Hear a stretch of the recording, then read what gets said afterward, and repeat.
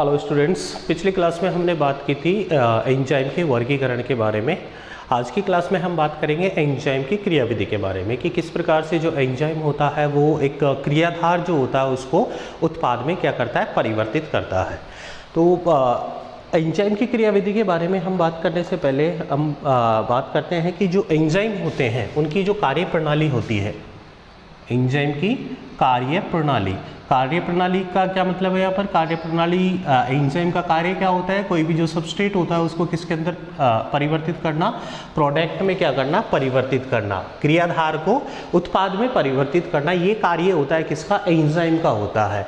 तो ये जो कार्य प्रणाली होती है एंजाइम की, ये किस पर निर्भर करती है? मुख्य रूप से एक तो एंजाइम के प्रकार और जो अभिक्रिया होती है, एंजाइम और अभिक्रिया में किस किस पर निर्भर करती है? एक तो एंजाइम पर निर्भर करती है, इसके साथ साथ में अभिक्रिया में भाग लेने वाले क्रियाधार के आधार पर, क्रियाधार की प्रकृति के आधार,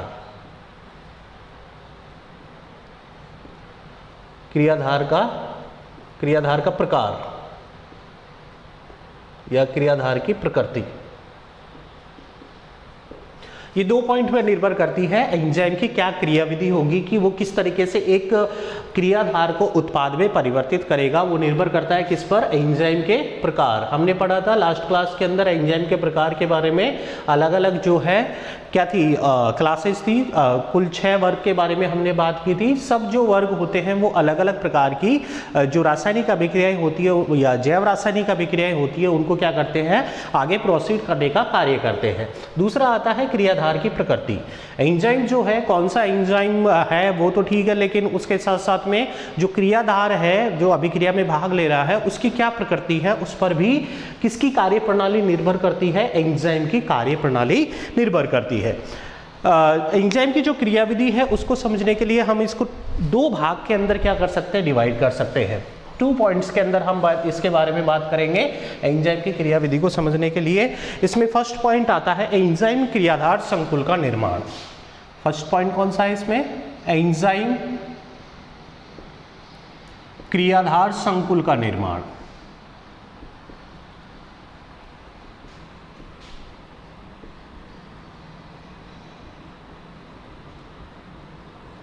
और सेकंड पॉइंट इसमें आता है सक्रियण ऊर्जा में कमी।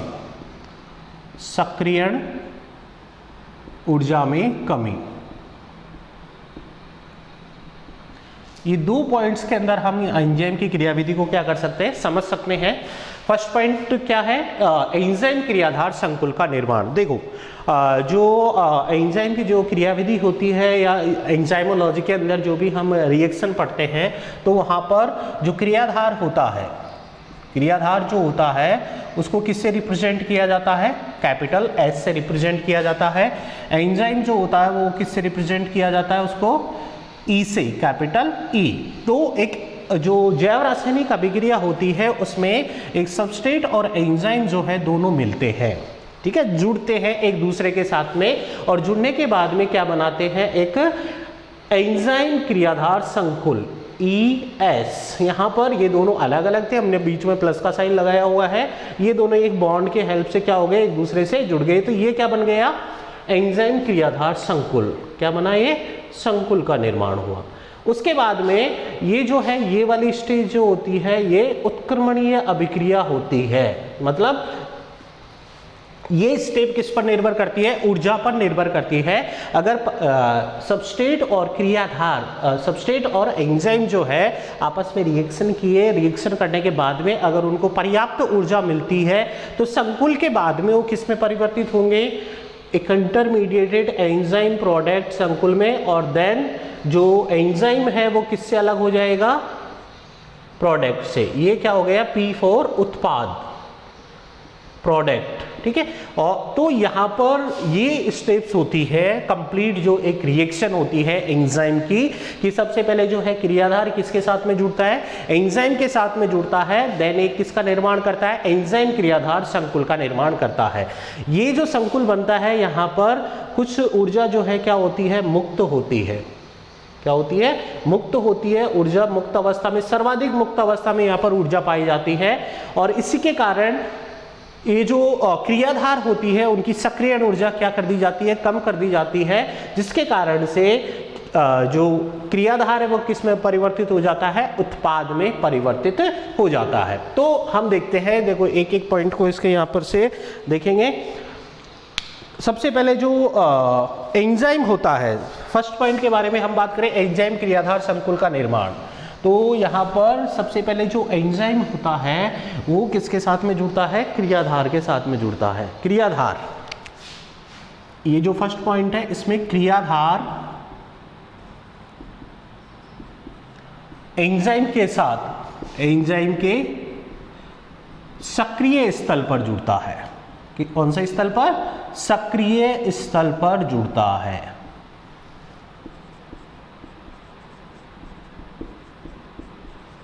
सक्रिय स्थल, यहां पर इस पॉइंट को हम देखेंगे कि ये सक्रिय स्थल क्या होता है। और सक्रिय स्थल पर जुड़ने के बाद में क्या बनेगा, एंजाइम सबस्ट्रेट कॉम्प्लेक्स बनता है। ES किसका फॉर्मेशन होगा, एंजाइम सबस्ट्रेट संकुल का निर्माण होता है। तो दोनों जुड़ रहे हैं, लेकिन जो क्रियाधार होता है वो एंजाइम के साथ में आकर कौन से स्थान से जुड़ता है, सक्रिय स्थल से जुड़ता है। तो कई बार सक्रिय स्थल जो है उसकी परिभाषा पूछ ली जाती है कि सक्रिय स्थल किसे कहते हैं। तो सक्रिय स्थल किसे कहेंगे, एंजाइम का वह स्थान जहां पर कौन आकर जुड़ता है, एंजाइम का वह स्थान या वह स्थल जहां पर आकर कौन जुड़ता है, क्रियाधार जुड़ता है। कौन जुड़ता है, क्रियाधार आकर जुड़ता है, उस स्थान को क्या कहते हैं, सक्रिय स्थल कहते हैं। ओके, तो हमेशा जो एंजाइम है और एक स्पेसिफिक जो है विशिष्ट जो क्रियाधार होता है उसके लिए एंजाइम पर एक विशिष्ट प्रकार का क्या पाया जाता है, सक्रिय स्थल पाया जाता है। इसलिए हमने स्टार्टिंग की क्लास में बात की थी कि एंजाइम्स जो होते हैं कि जनरली क्या होते हैं, विशिष्ट होते हैं। मतलब एक विशेष प्रकार का एंजाइम केवल अपने साथ किसको जोड़ सकता है, विशेष प्रकार के क्रियाधार को ही जोड़ सकता है। तो सक्रिय स्थल जो है वो क्या होते हैं, एंजाइम पर पाए जाते हैं। पहले तो ये ध्यान रखना कि सक्रिय स्थल क्रियाधार और एंजाइम में से किसके पास में होता है, एंजाइम के पास में होता है। और इस सक्रिय स्थल से एक स्पेसिफिक विशिष्ट स्थान होता है जहां पर आकर कौन जुड़ता है, क्रियाधार आकर जुड़ता है। ओके, जैसे सामान्यतः हम बात करें तो ये जो सक्रिय स्थल होता है सामान्यतः 3 से 12 अमीनो अम्ल का बना होता है। 3 से 12 अमीनो अम्ल। सामान्यतः जो एंजाइम है उसमें तो इससे ज्यादा अमीनो अम्ल पाए जाते हैं, लेकिन सक्रिय स्थल जो होता है उसमें सामान्यतः कितने पाए जाते हैं, 3 से 12 अमीनो अम्ल ही उपस्थित होते हैं। ठीक है, इसके अलावा इसके और भी कुछ उदाहरण हैं, जैसे एल्डोलेज जो एंजाइम होता है उसके अंदर 3 प्रकार के क्या पाए जाते हैं। एल्डोलेज हमने एक उदाहरण पढ़ा था, एल्डोलेज एंजाइम, एल्डोलेज एंजाइम, इसके अंदर जो कितने अमीनो एसिड पाए जाते हैं, 3 अमीनो अम्ल पाए जाते हैं। कहां पर, सक्रिय स्थल पर। और ये 3 अमीनो अम्ल कौन से होते हैं, ग्लाइसिन, हिस्टिडीन और ग्लाइसिन, हिस्टिडीन, ग्लाइसिन, हिस्टिडीन और एलेनिन। एलेनिन एल्डोलेज एंजाइम में इन 3 अमीनो अम्ल का क्या बना होता है, सक्रिय स्थल बना होता है। इसी तरीके से पेप्सिन एंजाइम, पेप्सिन एंजाइम के बारे में हमने खूब सुना है। पेप्सिन एंजाइम कहां पर पाया जाता है, ये आमाशय के अंदर पाया जाता है और क्या करता है, ये प्रोटीन का पाचन करता है। इसका जो सक्रिय स्थल होता है वो केवल 1 अमीनो अम्ल का बना होता है। ठीक है, ये इसका एक्सेप्शन है, 1 अमीनो अम्ल, और वो 1 अमीनो अम्ल होता है टायरोसिन। कौन सा अमीनो अम्ल होता है, टायरोसिन, एक प्रकार का एरोमेटिक अमीनो अम्ल ये होता है टायरोसिन। पेप्सिन में जो सक्रिय स्थल होता है केवल सिंगल अमीनो अम्ल का बना होता है। सामान्यतः जो ज्यादातर एंजाइम होते हैं उन ज्यादातर एंजाइम में जो सक्रिय स्थल होता है, सक्रिय स्थल में जो हिस्टिडीन अमीनो अम्ल होता है, कौन सा, हिस्टिडीन, हिस्टिडीन अमीनो अम्ल सामान्यतः पाया जाता है। अदर 20 में से जो मुख्यतः जो होता है वो कौन सा पाया जाता है, हिस्टिडीन पाया जाता है। अब किसी भी एंजाइम के ऊपर जितने ज्यादा सक्रिय स्थल होंगे, कोई भी जो एंजाइम है जिस पर जितने ज्यादा क्या पाए जाते हैं, सक्रिय स्थलों की संख्या होती है, तो उससे क्या फर्क पड़ेगा, देखो इसको हम इस तरीके से समझते हैं। हम फर्स्ट स्टेप के बारे में बात कर रहे थे, सक्रिय स्थल बीच में क्यों आया, क्योंकि हमने बात की कि क्रियाधार किसके साथ में जुड़ता है, एंजाइम के साथ में जुड़ता है, किसकी सहायता से जुड़ता है, सक्रिय स्थल की सहायता से जुड़ता है। तो हमने सक्रिय स्थल के बारे में बात की। सक्रिय स्थल के बाद में आता है कि एक एंजाइम है, ये जैसे हम इसको ले लें, ये एंजाइम है, यहाँ पर एक सक्रिय स्थल ये हो गया। अब एक एंजाइम फर्स्ट वाला ये है और दूसरा एंजाइम हम लेते हैं ये वाला सेकेंड E2, ये E1 हो गया। जस्ट एग्जांपल ले रहे हैं, इस पर सक्रिय स्थल एक तो ये हो गया, एक ये हो गया। इस पर जो सक्रिय स्थलों की संख्या है वो कितनी है, 3 है। फर्स्ट वाले एंजाइम पे सक्रिय स्थल कितना है, ओनली 1 है। यहाँ पर केवल एक ही क्या आकर जुड़ेगा, सबस्ट्रेट आकर जुड़ेगा। इस वाले एंजाइम के साथ में एक समय में, उसी समय के अंदर कितने सबस्ट्रेट आकर जुड़ेंगे, 3 सबस्ट्रेट आकर जुड़ सकते हैं। मतलब कि कोई भी जो एंजाइम है उस पर जितने ज़्यादा सक्रिय स्थल होंगे उतने ही वो अपने साथ में किनको जोड़ेगा, क्रियाधार को जोड़ेगा, तो उतने ही तेजी से वो उस अभिक्रिया की गति को क्या करेगा, बढ़ाएगा। मतलब सक्रिय स्थलों की संख्या जो है वो अभिक्रिया की दर को क्या करती है, प्रभावित करती है। मतलब अगर कोई एंजाइम है उस पर केवल एक ही अगर सक्रिय स्थल है तो वो एक ही सबस्ट्रेट को जोड़ेगा, जबकि अगर एक से ज्यादा है तो वो उसी अकॉर्डिंग उसको क्या करेगा, बढ़ाएगा। तो इससे उसका क्या होता है, टर्न ओवर नंबर बढ़ जाता है। क्या बढ़ जाता है, टर्न ओवर नंबर। एक ये नया वर्ड आया है, turn over number, TON। Turn over number क्या होता है, टर्न ओवर नंबर होता है कि प्रति सेकंड एक एंजाइम, प्रति सेकंड एक एंजाइम कितने क्रियाधार अणुओं को किसमें परिवर्तित कर रहा है, उत्पाद में परिवर्तित कर रहा है। तो वो उस एंजाइम का क्या कहलाता है, टर्न ओवर नंबर कहलाता है। वो एंजाइम क्या क्या कहलाएगा, टर्न ओवर नंबर कहलाता है। सामान्यतः अगर हम बात करें टर्न ओवर नंबर के बारे में,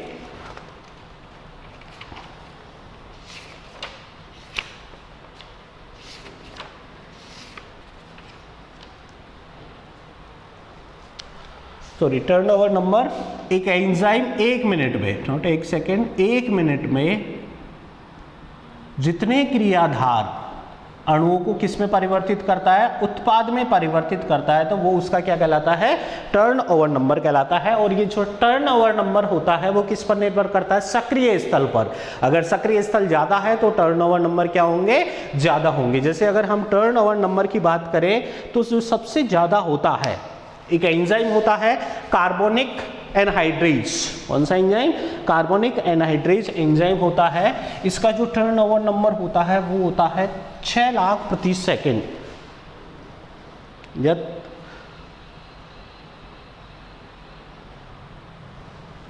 carbonic anhydrase, carbonic anhydrase enzyme होता है, जो हमारे जो प्लाज्मा होता है ब्लड के अंदर, उसमें बाइकार्बोनेट को कन्वर्ट करना, उसको जोड़ना। इसका जो टर्नओवर नंबर होता है वो होता है 360 लाख प्रति मिनट। कितना होता है, 360 लाख प्रति मिनट होता है। सर्वाधिक टर्नओवर नंबर इसका पाया जाता है। सबसे ज्यादा जो है तीव्र गति से एक क्रियाधार को किस में परिवर्तित करता है, उत्पाद में परिवर्तित करता है। एक और एंजाइम जैसे लाइसोजाइम, लाइसोजाइम, लाइसोजाइम जैसे हमारे जो आंसू होते हैं उनके अंदर उपस्थित होता है। सामान्यतः ये एंजाइम क्या करता है, जो बैक्टीरिया होता है उसको मारने का, उसको किल करने का कार्य करता है। तो इसका जो टर्नओवर नंबर होता है वो होता है 30 प्रति मिनट। मतलब 1 मिनट के अंदर ये कितने, 30 जो है क्रियाधार को किस में परिवर्तित कर सकता है, उत्पाद में परिवर्तित कर सकता है। एटीपेज एंजाइम, एटीपेज, एटीपी के सिंथेसिस में कार्य काम आता है, एटीपी के संश्लेषण में। और इसका जो टर्नओवर नंबर होता है वो होता है 24 पर मिनट, 24 पर मिनट। सबसे कम होता है इसका, सबसे कम इसी का होता है एटीपेज का। सबसे ज्यादा किसका होता है, कार्बोनिक एनहाइड्रेज का, और सबसे कम किसका होता है, एटीपेज एंजाइम का होता है। इसी तरीके से जो सुक्रेज होता है उसका भी 1,10,000 प्रति मिनट होता है। सुक्रेज एंजाइम जो सुक्रोज शर्करा को मोनोसेकेराइड में परिवर्तित करता है, इसका होता है 10,000 प्रति मिनट। तो ये क्या है, कुछ उदाहरण है किसके, टर्नओवर नंबर के।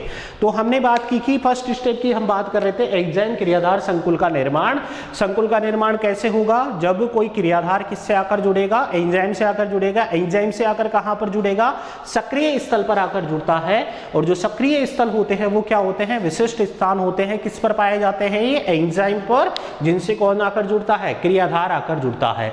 किसी भी एंजाइम के अंदर जितने ज्यादा सक्रिय स्थल होंगे उसका उतना ही ज्यादा क्या होगा, टर्न ओवर नंबर होगा। मतलब वो प्रति मिनट अधिक से अधिक संख्या में सक्रिय स्थल के अनुसार क्रियाधार को किस में परिवर्तित कर सकता है, उत्पाद में परिवर्तित कर सकता है। ओके, तो यहां पर ये फर्स्ट स्टेप के बारे में हम बात कर रहे थे, जिसमें क्या हुआ कि संकुल का निर्माण हो गया। एंजाइम क्रियाधार किसका निर्माण हुआ, संकुल का निर्माण हुआ। अब संकुल के निर्माण के बाद में क्या होगा, देखो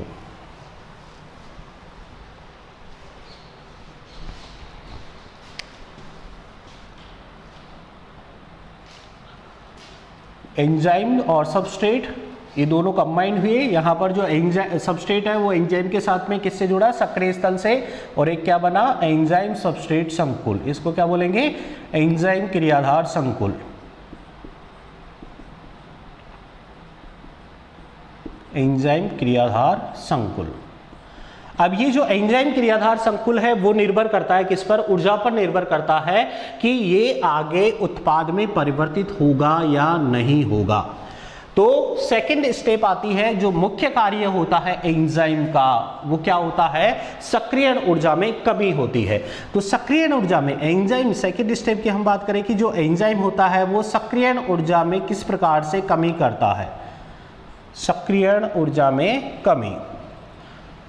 ये क्रियाधार के साथ में जुड़ने के अलावा, जुड़ने के बाद में जो है ये क्या करता है, सक्रियण ऊर्जा में कमी करता है। तो इस सक्रियण ऊर्जा में कमी किस प्रकार से करेगा, क्या होता है, सक्रियण ऊर्जा क्या होती है, देखो जब एंजाइम और क्रियाधार एक दूसरे के साथ में जुड़ते हैं तो एक मध्यवर्ती पदार्थ का निर्माण होता है। किसका निर्माण होता है, एक मध्यवर्ती पदार्थ का निर्माण होता है। जैसे इसको बोल सकते हैं हम ES, ठीक है, एंजाइम सबस्ट्रेट कॉम्प्लेक्स। मध्यवर्ती पदार्थ का निर्माण होता है जिसकी रासायनिक ऊर्जा का मान, किसकी रासायनिक ऊर्जा का मान, ये जो मध्यवर्ती पदार्थ बन रहा है इसकी कौन सी ऊर्जा का मान, रासायनिक ऊर्जा का मान।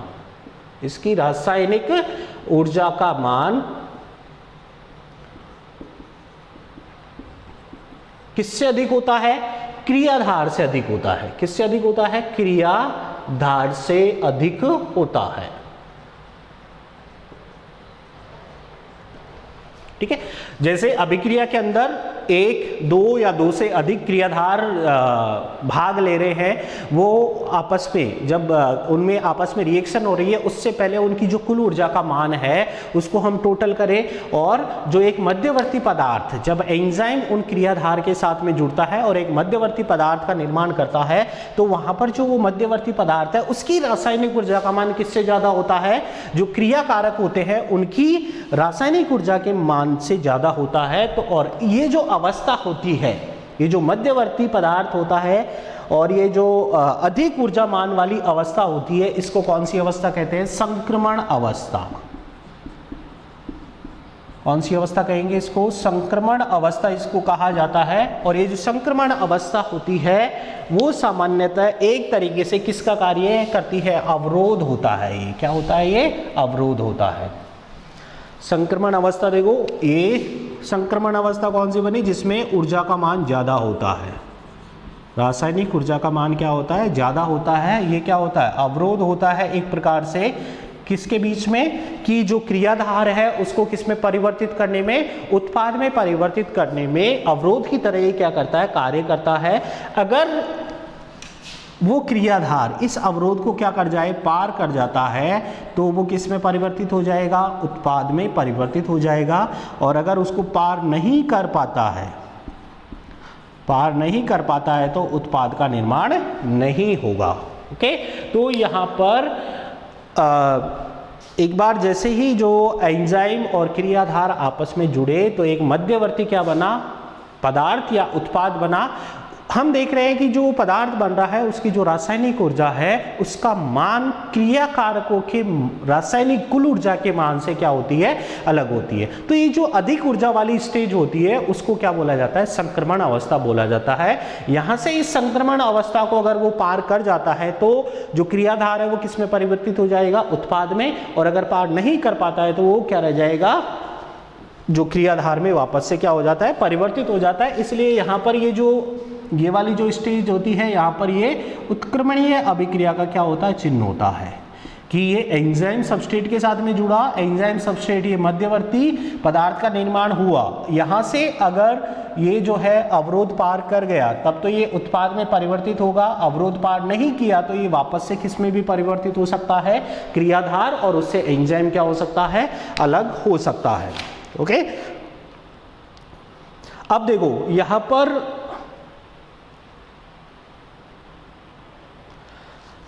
क्या होता है कि ये जो ज्यादा ऊर्जा वाली स्टेज बनी तो इस जगह पर क्या होता है, जो एंजाइम होता है वो क्या करता है, एंजाइम का कार्य होता है कि जो मध्यवर्ती पदार्थ बना है उसकी सक्रियण ऊर्जा के मान को क्या कर देना, कम करना, सक्रियण ऊर्जा के मान को क्या करना, कम करना।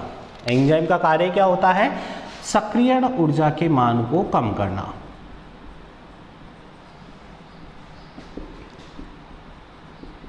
मान को कम करना।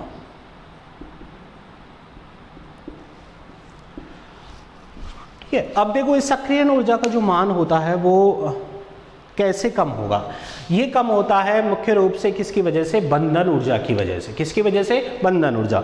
अब ऐसा तो है नहीं कि भाई जो एंजाइम है उसके पास में अलग से कोई एनर्जी रखी हुई है तो वो किसको दे दे, क्रियाधार को दे दे या मध्यवर्ती पदार्थ को दे दे। तो यहाँ पर क्या होता है कि अगर ये एंजाइम किसके साथ जुड़ा है, क्रियाधार के साथ में जुड़ा है, तो जुड़ने की वजह से क्या होगा, बहुत सारे जो है वीक इंट्रैक्शन जो होते हैं, केमिकल इंट्रैक्शन जो होते हैं, रासायनिक जो बंध होते हैं, इन दोनों के बीच में बनते हैं, एंजाइम और क्रियाधार के बीच में बनते हैं, और बंध बनने की वजह से वहां से क्या होती है, ऊर्जा मुक्त होती है।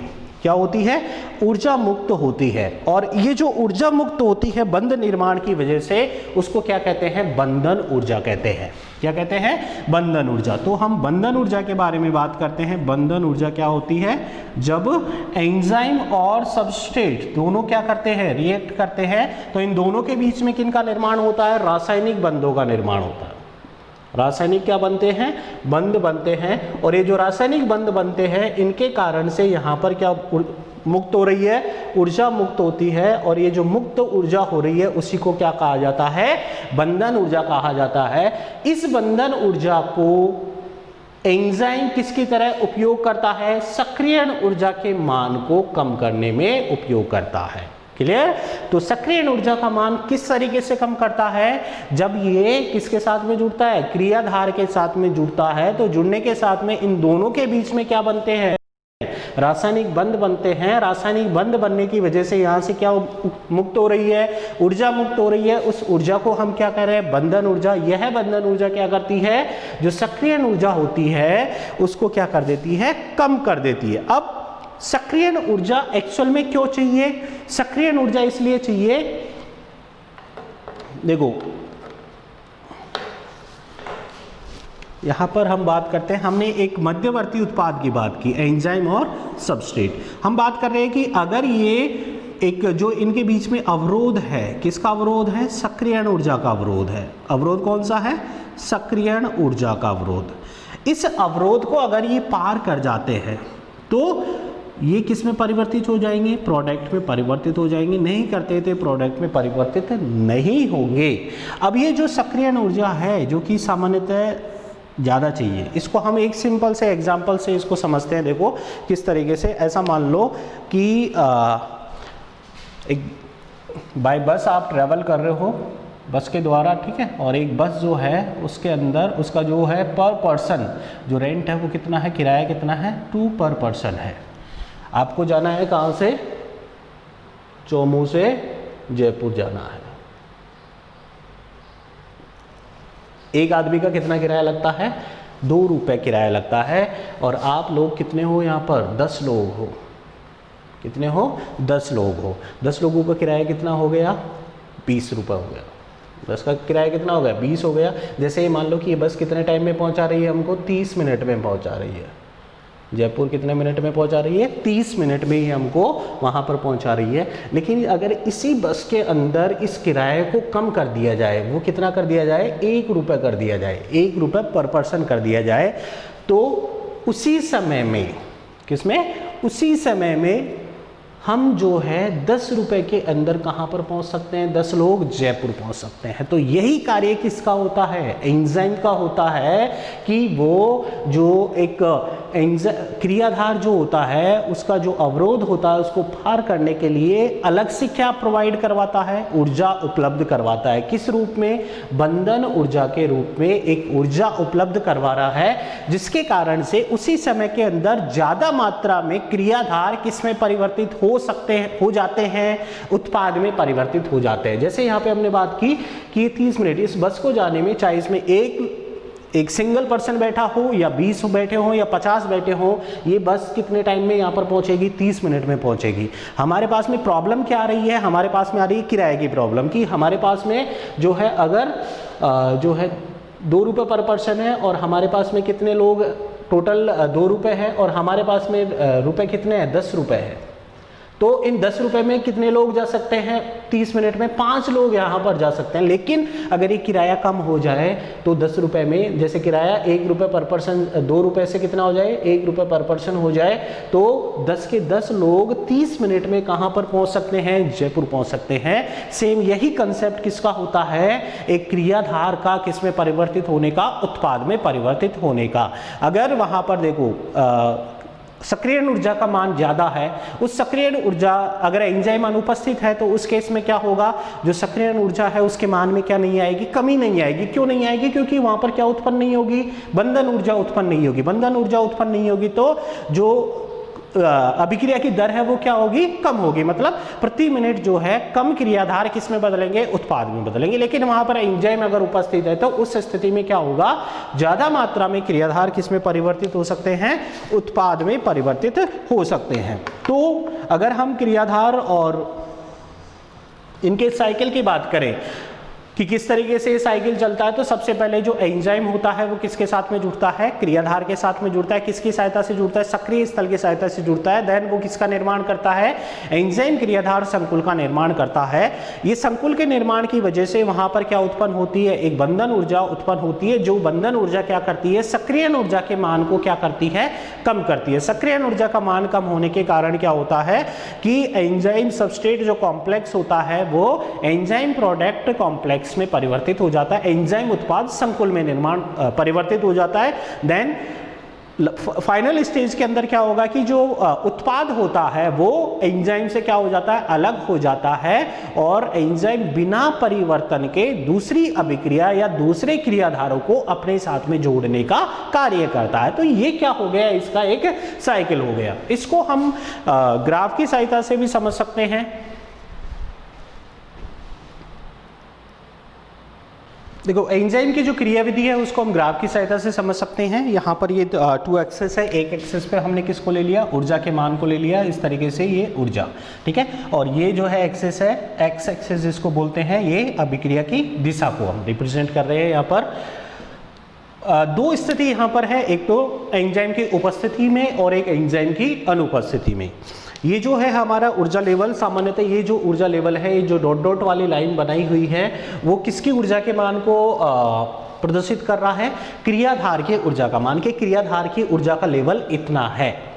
यहां से हम देख रहे हैं कि चाहे एंजाइम उपस्थित हो या अनुपस्थित हो, जो क्रियाधार है उसके ऊर्जा के स्तर में ना तो कमी करता है ना ही उसको बढ़ाता है। मतलब उसको ये किसी भी प्रकार का उसमें परिवर्तन नहीं करता है, किसमें, क्रियाधार के ऊर्जा के मान में। लेकिन जैसे ही क्रियाधार अभिक्रिया में भाग लेते हैं, अभिक्रिया जैसे ही शुरू होती है, विभिन्न प्रकार की जो क्रियाधार है वो क्या करते हैं, आपस में रिएक्ट करते हैं। तो धीरे धीरे वो रिएक्शन के बाद में उनके अंदर जो ऊर्जा होती है, मैंने बताया था कि जो मध्यवर्ती पदार्थ बनता है, एंजाइम सबस्ट्रेट कॉम्प्लेक्स जो बन रहा है, उसके जो ऊर्जा का मान होता है वो कुल क्रियाधार जो अभिक्रिया में भाग ले रहे हैं उनके ऊर्जा के मान से बहुत ज़्यादा क्या होता है, अधिक होता है।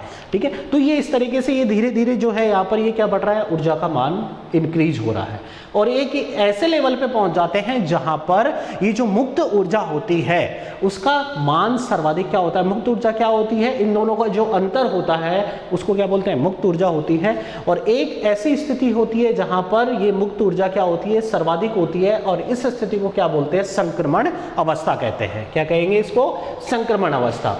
अब ये जो संक्रमण अवस्था है, इस संक्रमण अवस्था को पार करने के लिए क्या होना चाहिए, इस ऊर्जा के मान में क्या होनी चाहिए, कमी होनी चाहिए। मुक्त ऊर्जा के मान में क्या होनी चाहिए, कमी होनी चाहिए, तभी जाके जो क्रियाधार है वो किस में बदलेगा, उत्पाद में परिवर्तित होगा। तो यहाँ पर क्या होता है, हमने देखा कि सबस्ट्रेट पहली स्थिति के अंदर, देखो हम पहली स्थिति को लेते हैं एंजाइम की अनुपस्थिति में। ये फर्स्ट स्टेज हो गई, कौन सी है, एंजाइम की अनुपस्थिति की बात हम करते हैं। तो एंजाइम की जो अनुपस्थिति है उसमें क्या हो रहा है, हम देख रहे हैं कि यहाँ पर जो सक्रियण ऊर्जा का मान है वो बहुत ज़्यादा है। ये जो डिफरेंस है, ये प्रारंभिक ये वाली जो लाइन है वो किसको रिप्रेजेंट कर रही है, किसको दिखा रही है, जो क्रियाधार है उसकी ऊर्जा को, और ये जो मध्यवर्ती उत्पाद बना उसकी ऊर्जा को दिखा रहा है। तो यहाँ पर ये जो अंतर है वो बहुत ज़्यादा है। ये किस स्थिति में हुआ, ये एंजाइम अनुपस्थित है। लेकिन यहाँ पर क्या हो, इस अभिक्रिया में नीचे वाले ग्राफ के अंदर अगर यहाँ पर क्या उपस्थित हो, एंजाइम उपस्थित हो, तो ये एंजाइम जो है क्या करेगा, क्रियाधार के साथ में जुड़ेगा, क्या उत्पन्न करेगा, बंधन ऊर्जा उत्पन्न करेगा। और ये जो बंधन ऊर्जा है वो ये सक्रियण ऊर्जा के मान को क्या कर देती है, कम कर देती है। कम करने के बाद में ये यहाँ तक आ गया। पहले जो है इतनी सक्रियण ऊर्जा के अंदर केवल एक ही क्रियाधार उत्पाद में परिवर्तित होता, उसने एंजाइम की उपस्थिति में इसने जस्ट इसका क्या कर दिया, हाफ कर दिया, आधा कर दिया। तो अब उसी टाइम के अंदर उसी ऊर्जा में दो क्रियाधार किसमें परिवर्तित हो सकते हैं, उत्पाद में परिवर्तित हो सकते हैं। तो यहाँ पर जो एंजाइम है उसने क्या किया, सक्रियण ऊर्जा के मान को क्या कर दिया, कम कर दिया। कम करने के बाद में जो है ये जो दोनों स्थिति में देखो, यहाँ पर ऐसा नहीं बोल रहे हैं कि एंजाइम की उपस्थिति में जैव रासायनिक अभिक्रियाएं कंप्लीट नहीं होती है, लेकिन उनकी दर क्या हो जाती है, कम हो जाती है। वो कम समय दर क्या हो जाएगी, कम हो जाएगी।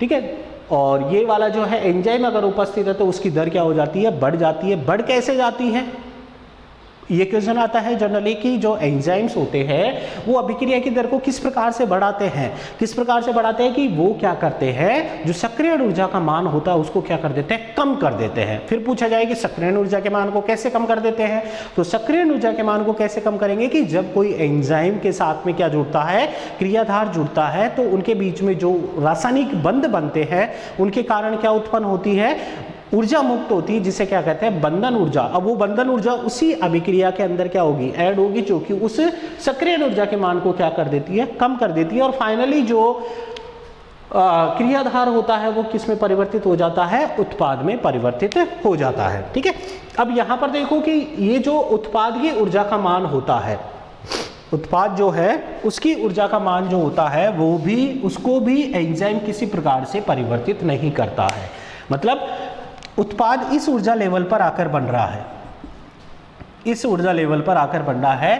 तो ये देखो, चाहे एंजाइम अनुपस्थित था तो भी वही लेवल पर आकर उत्पाद का निर्माण हो रहा है, और अगर एंजाइम उपस्थित है तो भी वही उसी लेवल पर आकर उत्पाद का क्या हो रहा है, निर्माण हो रहा है। मींस इसका क्या मतलब है कि एंजाइम्स जो होते हैं कभी भी जैव रासायनिक अभिक्रियाओं की प्रारंभिक और अंतिम जो अवस्था होती है उनमें कोई परिवर्तन नहीं करते हैं। वो केवल किस में परिवर्तन करते हैं, मध्यवर्ती जो उनकी अवस्था होती है जिसमें उनकी सक्रियण ऊर्जा का जो लेवल होता है, उसका जो डिफरेंस होता है, उसको कम करने का क्या करते हैं, कार्य करते हैं, ताकि कम समय के अंदर वो ज्यादा से ज्यादा क्रियाधार को किस में बदला जा सके, उत्पाद में बदला जा सके। इसी ग्राफ से आप समझ सकते हो किसके बारे में, दो प्रकार की अभिक्रियाएं आप लोगों ने पढ़ी होगी, ऊष्माशोषी और ऊष्माक्षेपी अभिक्रिया। ऊष्माशोषी अभिक्रिया क्या होती है, देखो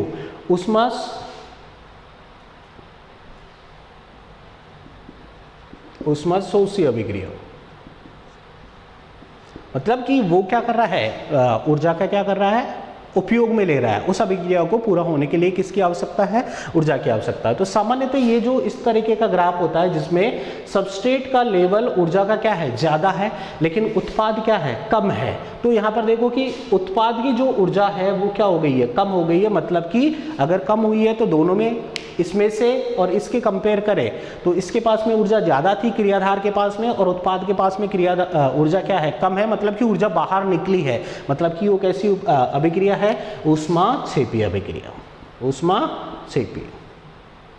लेकिन अगर यही ग्राफ, इसी ग्राफ की हम बात करें तो ये ग्राफ अगर हम इसको इस तरीके से बनाते और ये जो उत्पाद है, माना कि ये यहाँ तक आया लेकिन ये उत्पाद जो है इस तरीके से जाता, या ये जो क्रियाधार है इससे ऊपर यहाँ पर आकर उत्पाद का निर्माण होता, लेवल जो है इसका, ये डिफरेंस हो गया ये लेवल का, तो ये यहाँ पर उत्पाद की जो ऊर्जा है उसका मान क्या है, ज़्यादा है, और जो क्रियाधार है उसकी ऊर्जा का मान क्या है, कम है। तो ये अभिक्रिया कौन सी हो जाएगी, ऊष्माशोषी अभिक्रिया हो जाएगी, कि ये बाहर से ऊर्जा लेके और इस वजह से उत्पाद का जो ऊर्जा लेवल है वो क्या हो जाएगा, बढ़ जाएगा। तो इसी ग्राफ से हम किसको भी समझ सकते हैं, ऊष्माक्षेपी और ऊष्माशोषी। ऊष्माशोषी अभिक्रिया के अंदर क्या होता है कि जो क्रियाधार होते हैं, अभिकारक होते हैं, उनका ऊर्जा का मान कम होता है, जबकि उत्पाद के ऊर्जा का मान क्या होता है, ज़्यादा होता है। जबकि ऊष्माक्षेपी अभिक्रिया में क्रियाधार के ऊर्जा का मान ज़्यादा और उत्पाद की ऊर्जा का मान क्या होता है, कम होता है। तो ये हमने बात की किसके बारे में, एंजाइम की क्रियाविधि के बारे में। एक बार मैं फिर से रिपीट करता हूं,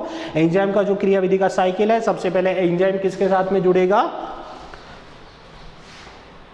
एंजाइम किसके साथ में जुड़ेगा, सबस्ट्रेट के साथ में जुड़ेगा। क्या बनाएगा, एंजाइम सबस्ट्रेट कॉम्प्लेक्स का निर्माण करेगा। यहाँ से जो है बंधन ऊर्जा मुक्त होती है, सक्रियण ऊर्जा के मान में कमी आती है, एक मध्यवर्ती एंजाइम उत्पाद संकुल बनेगा, और ये फाइनली जो है एंजाइम उत्पाद के निर्माण होती है, एंजाइम उत्पाद से क्या हो जाएगा, अलग हो जाएगा, और नई अभिक्रिया या नई क्रियाधारों को अपने साथ में क्या करेगा, जोड़ेगा। ओके, तो ये साइकिल है। तो मेन जो है एंजाइम की क्रियाविधि क्या है, सक्रियण ऊर्जा के मान को कम करना, और वो सक्रियण ऊर्जा का मान किस प्रकार से कम होता है उसके बारे में हमने आज डिस्कस किया। अगली क्लास के अंदर हम बात करेंगे एंजाइम के जो विभिन्न प्रकार के एंजाइम क्रियाधार का जो संकुल बनता है उसके जो विभिन्न सिद्धांत है उनके बारे में। Thank you so much.